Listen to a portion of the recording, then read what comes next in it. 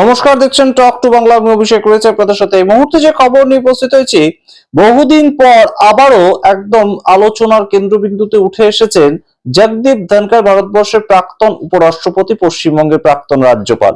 তার কারণটা কি? 26শে জানুয়ারি, আপনারা জানেন 26শে জানুয়ারি কেন্দ্রীয় সরকারের পক্ষ থেকে একটা প্যারেড একদম করা হয় এবং সেই প্যারেডটা আমাদের ভারতবর্ষের প্রজাতন্ত্র দিবস, সেই প্রজাতন্ত্র দিবস 1950 সালে, যেটা একদম আমাদের এই অধিকারটা দিয়েছিল যে আমরা গণতন্ত্র মেনে চলবো এবং সংবিধান মেনে চলবো। তো সেই জায়গা থেকে সেটাকে পরপর বছর প্রতি বছর পালন করা হয় এবং সেই পালনটাই 2026 সালের 26শে জানুয়ারি হয়েছিল।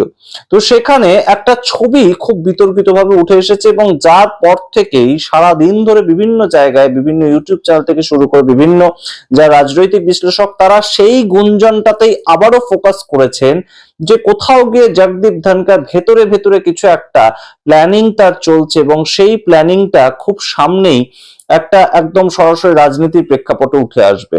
কি ঘটনা ঘটেছে সমস্তটা বলবো, কিন্তু তার আগে আপনাদের আরো একটা ছবি দেখাই। বর্তমানে ভারতবর্ষে বিরোধীদের ঠিক অবস্থানটা কি সেইটা আপনাদেরকে একটু পরিষ্কার করে বলি। যে মোদী সরকার, তার দল বহুদিন বিরোধিতায় ছিল।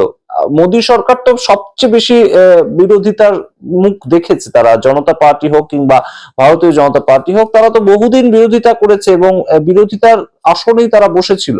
তো সেই মোদী সরকার বিরোধীদেরকে এতটা অসম্মানজনক একটা ব্যবহার তাদের সঙ্গে করে কি করে, প্রশ্ন ওঠে। তার কারণ যে ছবিটা আপনারা দেখতে পাচ্ছেন, দেখুন যে ছবির মধ্যে আপনারা জানেন প্রথম একদম যে সকাল থেকেই যেটা পতাকা উত্তোলন হয় এবং তার পরবর্তী প্যারেড হয় এবং বিভিন্ন ধরনের কর্মসূচি সেখানে থাকে। সেখানে প্রধানমন্ত্রী যান, রাষ্ট্রপতি যান এবং বিরোধী দলনেতা, দুটো হাউসের বিরোধী দলনেতা, তাদেরও থাকতে হয়। তো সেরকমই গিয়েছিলেন সেখানে রাহুল গান্ধী এবং মল্লিকার্জুন খাড়গে, দুটো হাউস, লোকসভা এবং রাজ্যসভা, তার দুটো হাউসের দুটো বিরোধী দলনেতা, তারা গিয়েছিলেন এই অনুষ্ঠানে। তারা ডাক পেয়েছিলেন এবং তারা গিয়েছিলেন। বিভিন্ন সময় অবশ্য ডাকাও হয় না, যখন রাষ্ট্রপতি পুতিন আসলেন তখন ডাকাও হয়নি রাহুল গান্ধী মল্লিকার্জুন খাড়গেকে। তো যাই হোক, আজকে ডাকা হয়েছিল এবং সেখানে গিয়েছিলেন তারা। কিন্তু তাদের বসার যে আসনটা, সেটা আপনারা দেখুন, যে ছবিটা হঠাৎ করে উঠে এসেছে, যে সেই ছবিতে আপনারা দেখতে পাবেন যে আমাদের যে প্রথম সারি, প্রথম যে আসন, সেখানে শিবরাজ সিং চৌহান কৃষি মন্ত্রী, তিনি বসে আছেন। তার পরবর্তীতে আরেকটা রো, সেখানে এক মহিলা বসে আছেন এবং তার পরবর্তীতে তৃতীয় রোতে দেখা যাচ্ছে আমাদের দুটো হাউসের দুই নেতাকে, অর্থাৎ বিরোধী দলনেতাকে, রাহুল গান্ধী এবং মল্লিকার্জুন খাড়গে, তাদেরকে বসতে দেওয়া হয়েছে। এই ছবি হঠাৎ করে সামনে চলে আসাতেই খুব একটা অসুবিধা তৈরি হয় এবং সারা দিন ধরে বিভিন্ন জায়গাতে, বিভিন্ন জায়গা বলতে গদি মিডিয়াতে তো এসব নিয়ে আলোচনা হবে না, কিন্তু আমরা দেখতে পেয়েছি বিভিন্ন ইউটিউব চ্যানেল কিংবা ন্যাশনাল যে ইউটিউব চ্যানেলগুলো, সেখানেও কিন্তু এগুলো নিয়ে আলোচনা হয়েছে।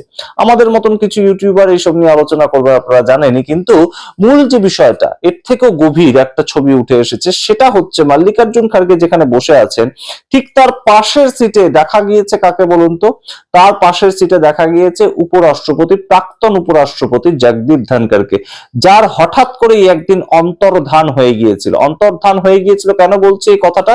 তার কারণ এই যে শীতকালীন অধিবেশন, ঠিক তার আগের যে অধিবেশন, সেই অধিবেশনের সময় আমরা দেখতে পেয়েছিলাম বিভিন্ন ঘটনা এবং একদম প্রথম দিন 21শে জুলাই, ডেটটা যদি খুব ভুল না করি, আমরা 21শে জুলাই ছিল এবং 21শে জুলাই ডেটে হঠাৎ করেই তিনি প্রথম দিন রাজ্যসভার সভাপতিত্ব করলেন। কিন্তু সন্ধে 8টা নাগাদ আমরা খবর পেলাম যে জগদীপ ধনখড় তার শারীরিক অসুস্থতার কারণ দেখিয়ে একদম ইস্তফা দিচ্ছেন এবং সেই ইস্তফা পত্রটা নিয়ে বিভিন্ন ধরনের আমরা দেখতে পেয়েছিলাম বিতর্ক তৈরি হয়েছিল। তারপর থেকে জগদীপ ধনখড়কে আমরা দেখতেই পাইনি।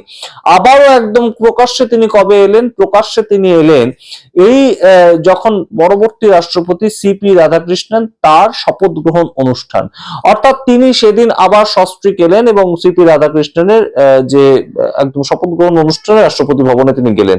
তো সেই জগদীপ ধনখড়কে নিয়ে এই মুহূর্তে যে আলোচনাটা, সেটা আপনাদেরকে একটু বিস্তারিত বলি। জগদীপ ধনখড় কিন্তু প্রাথমিকভাবে তিনি বহুদিনের একজন রাজনীতিবিদ, এবং তিনি প্রাথমিক যে দলে ছিলেন সেই দলটা কিন্তু কংগ্রেস। এবং আজকে মল্লিকার্জুন খার্গের পাশাপাশি বসে তার যে ছবিটা, ঘনিষ্ঠ মুহূর্তের একটা ছবি উঠে এসেছে, সেটা কিন্তু একটা দিক ইঙ্গিত করে। এবং সেই খবরটা কিন্তু বহুদিন ধরেই রটেছিল যে জগদীপ ধনখড় কোথাও গিয়ে আবারও রাজনীতিতে ফিরে আসার একটা প্রেক্ষাপট তৈরি করছেন না। তো তার কারণটা কি? তার কারণ তার নিজেরই বিভিন্ন কাজকর্ম। তার নিজের, যিনি উপরাষ্ট্রপতি পদ থেকে ইস্তফা দিয়ে সরে গিয়েছেন, তিনি হঠাৎ করে একটি চিঠি লিখেছিলেন যে আমি যে সময় কংগ্রেসের তরফ থেকে এমএলএ ছিলাম রাজস্থানে, সেই সময়কার যে পেনশনটা পশ্চিমবঙ্গে রাজ্যপাল হওয়ার পরবর্তীতে আমার বন্ধ হয়ে গিয়েছিল, সেই পেনশনটা আবার চালু করা হোক। সেটা চালু করা হয়েছে নিশ্চয়ই, কিন্তু এই যে জগদীপ ধনখড়, তিনি যে রাজনীতির আবহে থাকা একজন মানুষ, রাজনীতিকে ছেড়ে বেশি দিন থাকতে পারেন না, সেই ঘটনাটা কিন্তু আমরা জানতে পারছিলাম বহুদিন ধরে।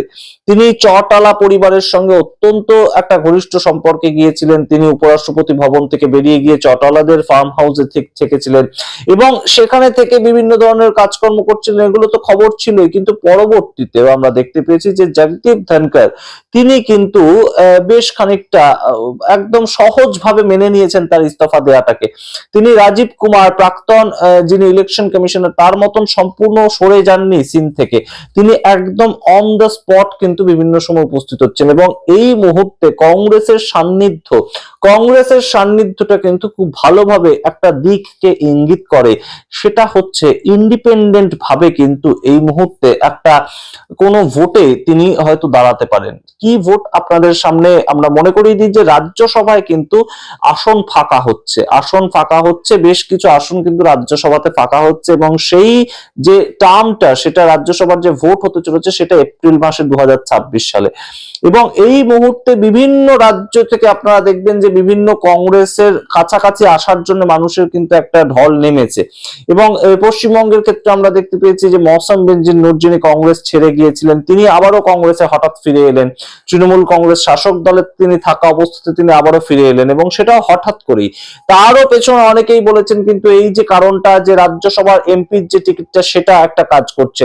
তো এই মুহূর্তে জগদীপ ধনখড়, তার যেই হঠাৎ করে মল্লিকার্জুন খার্গের সঙ্গে ঘনিষ্ঠতা, কংগ্রেসের পক্ষ থেকে জগদীপ ধনখড় রাজ্যসভায় প্রবেশ করতে পারেন তেমন একটা প্রেক্ষাপট তৈরি হতে পারে। তাছাড়া ইন্ডিপেন্ডেন্ট একজন সাংসদ হিসেবে তিনি আবারও একদম রাজ্যসভার ভেতরে প্রবেশ করতে পারেন, সেটাও কিন্তু ঘটতে পারে। তার কারণ তিনি একজন প্রজ্ঞাবান মানুষ। তিনি বিভিন্ন সময় লিগ্যাল সেলকে তিনি একদম প্রতিনিধিত্ব করেছেন, বিজেপির লিগ্যাল সেল। সেই জায়গা থেকে তিনি নিজে একজন লয়ার, এবং পশ্চিমবঙ্গের মতো রাজ্যের ক্ষেত্রে আমরা দেখতে পেয়েছি যে তার সঙ্গে একদম সরকারের যেভাবে টাফ একটা ফাইট হতো, তো সেই ক্ষেত্রে তার বক্তব্য রাখার যে পদ্ধতি, সেই বক্তব্য রাখার সহজ পদ্ধতি কিন্তু তার জানা।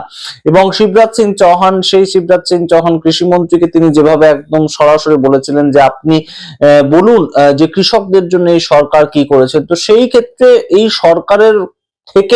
সরকারের বিরোধিতা করা, সেটাও ক্ষেত্রেও কিন্তু পিছিয়ে আসেনি জগদীপ ধনখড়। তো সেখানে একটা নতুন একটা ধারণা, নতুন একটা আলোচনা যেটা চলছে, জগদীপ ধনখড় এই মুহূর্তে আবারও তার পুরনো দল, যে দল ছেড়ে তিনি 2002 সালে চলে এসেছিলেন, সেখানে তার ঘর ভাবছি হবে না তো, সেখানে এই মুহূর্তে আবারও ফিরে যাবেন না তো জগদীপ ধনখড়, এবং রাজ্যসভা তার পরবর্তী অবস্থান কেন্দ্র বা অফিস হবে না তো, এই প্রশ্নগুলো ঘুরপাক খাচ্ছে। কিন্তু এই মুহূর্তে রাজনৈতিক বিভিন্ন পরিমণ্ডল থাকে, রাজনৈতিক বিভিন্ন প্রেক্ষাপট থাকে, কিন্তু কেন একজন প্রাক্তন উপরাষ্ট্রপতি হঠাৎ করে রাজ্যসভার বিরোধী দলনেতা, তার সঙ্গে কথা বলতে তাকে দেখা যাবে বা তার পাশাপাশি বসতে তাকে দেখা যাবে, এই প্রশ্নগুলো কিন্তু আরো, এই যে বিষয়গুলো, এগুলো কিন্তু আরো এই প্রশ্নগুলোকে উস্কে দিচ্ছে। এবং অবশ্যই এখনই খুব early stage to say something, to predict something, but যে ঘটনাগুলো ঘটছে, বিভিন্ন রাজনৈতিক পর্যবেক্ষকরা যেগুলো বলছেন, আমাদের কানে যখন যা আসছে আমরা আপনাদের সামনে তুলে ধরছি। কিন্তু অবশ্যই জগদীপ ধনখড় তিনি রাজনৈতিক একজন মানুষ, আদ্যপান্ত রাজনৈতিক মানুষ, এবং রাজনীতিতে তিনি ভেসে থাকতে চান। এটা কিন্তু বিভিন্ন সময় তার কর্মপদ্ধতির দ্বারা আমরা দেখতে পেয়েছি, সেটা পশ্চিমবঙ্গের ক্ষেত্রেই হোক, কিংবা একদম কেন্দ্রে যখন কোন উপরাষ্ট্রপতির এত স্টেটমেন্ট আসতো না। তিনি কখনো সুপ্রিম কোর্টকে কথা শুনিয়ে দিচ্ছেন, কখনো তিনি বলছেন সুপ্রিম কোর্ট মিসাইল অ্যাটাক করে দিয়েছে, কখনো তিনি সরাসরি বলছেন যে সংসদই সবার ওপরে, সুপ্রিম কোর্ট সবার ওপরে না। এই বিভিন্ন কথার মাধ্যমে তিনি বিতর্কের মধ্যে থাকতে চান। চান। তো সেই জগদীপ ধনখড় এই মুহূর্তে বিতর্ক ছাড়া এতদিন থাকছেন, সেটা কি খুব একটা গ্রহণযোগ্য? এবং যদি গ্রহণযোগ্য হতোই তাহলে তো তিনি সম্পূর্ণ অন্তরালে থাকতেন। তিনি এই বিশেষ বিশেষ দিনগুলোতে হঠাৎ হঠাৎ উপস্থিত হতেন কেন? এবং উপস্থিত যেখানে হলেন সেখানে একদম সরাসরি মল্লিকার্জুন খার্গে তার সঙ্গে তিনি সরাসরি পাশাপাশি বসলেন, এই বিষয়টাও কিন্তু আরো একটা দিক নির্দেশ করে। হয়তো আপনাদের সামনে রাখলাম, আপনারা আপনাদের মতামত কমেন্ট বক্সে কমেন্ট করুন। দেখতে থাকুন টক টু বাংলা, অবশ্যই টক টু বাংলা ইউটিউব চ্যানেলটিকে সাবস্ক্রাইব করে দিন। ধন্যবাদ।